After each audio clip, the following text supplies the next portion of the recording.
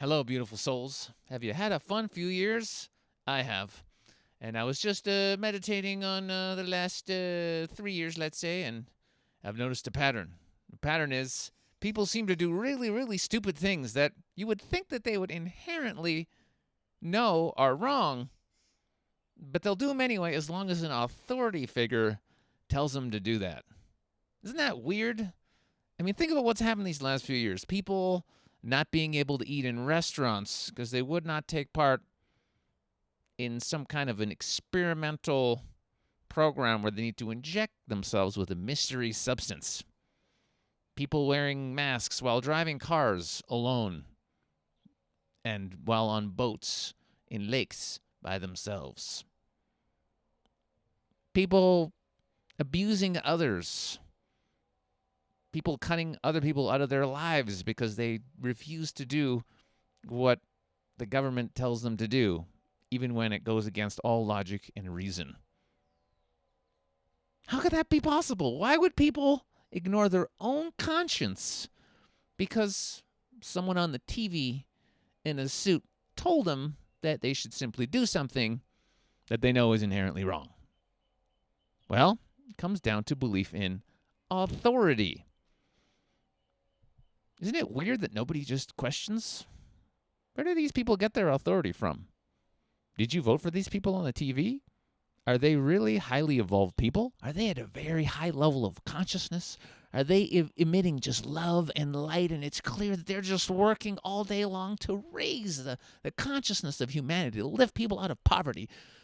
Have they done a great job over the last 100 years eliminating, hunger and poverty and sickness and cancer and all these things, creating an ideal world for all of us to live in?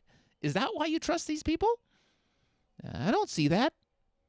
In fact, I see the opposite. What I see is a world where all of the most horrific things that have ever happened have only happened because people trusted authority. How many people would have followed Stalin or Hitler or Pol Pot in murdering tens of millions of people if nobody believed in their authority? If Stalin was just like, yeah, let's kill all the doctors and scientists and all the highest, most intelligent people in Russia, in the Soviet Union, let's just kill them all because I'm paranoid and I think they're going to overthrow me. People would just literally be like, you're insane, and they'd put him in a room and be like, bro, you need to work on yourself. We're going to send you some help. We're going to send you lots of love. We're going to get you into fasting and meditation, and we're going to love you a lot, and you'll get better. Don't worry. He would just be seen as an insane person. But because he's already been put in a position of power, and they've got all their propaganda going, oh, this is the person that's in charge, and we believe in him. He says murder lots of innocent people. You'll go ahead and do it because of authority. Are we not ready as humanity to see that there is no authority that can overcome or supersede our internal conscious, our inner knowing, our conscience? At what point will we decide that we know internally what is right and what is wrong, and we don't need to outsource those decisions to an external form of authority? How much longer are we going to believe in this insane? It's a superstition. It's an insane superstition that somebody, big daddy government, somebody needs to take care of us and protect. Can you imagine what it would be like if there simply was no external authority and everyone just did what their conscience told them to do? We'd feel into our hearts, we'd think about it, we'd be logical about it, we'd be like, this seems like the right thing to do. As long as it doesn't hurt anyone else and I want to do it, then it's okay to do. Can you imagine if we just thought that, hey, I'd like to do this. Does this mess with anyone else, hurt anyone, steal from anyone? No? Great. I'm going to go ahead and do it. What would the world be like if that was the thing leading us, not somebody telling us, somebody who's just decided that they're in charge telling us what to do? I'm kind of ready for that world, aren't you guys? And when will we realize that that could never exist, that there could never be any external authority if we stop believing in external authority and we stop supporting it with our beliefs, with our energy, with our finances, with our compliance, with our obedience? Woo! I got inspired to make this video because of this book right here. The Most Dangerous Superstition by Larkin Rose. Oh, and I've known about him before, but man, so good.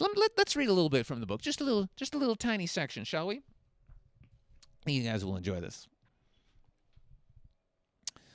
Though many imagine teaching obedience to authority to be synonymous with teaching right and wrong, the two are actually opposites. Teaching children to respect the rights of every human being and teaching them that committing aggression is inherently wrong is very important. But teaching them that obedience is a virtue and that respecting authority is a moral imperative will make them grow up to either advocate widespread, large-scale aggression or to participate in widespread, large-scale aggression. Every statist does one or the other, or both. In fact, teaching obedience dramatically hinders the social and mental development of children. After having grown up in a situation where they were controlled by others, rewarded for obedience, and punished for disobedience, if they ever escape that situation, they will have had little or no training and little or no experience or practice in how to think and act from morals and principles. Having never exercised their individual judgment and personal responsibility, knowing only how to do as they are told, they will be like trained monkeys that have escaped but have no way to cope with a life of freedom. If their upbringings have been molded mainly by controlling authority figures, people become existentially lost if that control vanishes. In short, people trained to obey authority do not know how to be independent, sovereign, responsible human beings, because all their lives they have been intentionally and specifically trained not to follow their own consciences and not to use their own judgment. So the indoctrinated, when they escape one institutionalized control setting, school, and hallucinate another, authority, to take its place, government, the escaped monkeys simply build a new cage and eagerly jump into it because this is all they know and all they have ever known. In a world without the authority myth, on the other hand, children could be taught to be moral instead of merely obedient. They could be taught to respect people instead of respecting the inhuman, violent monster called government. They could be taught that it is up to them, not only to do the right thing, but to figure out what the right thing is.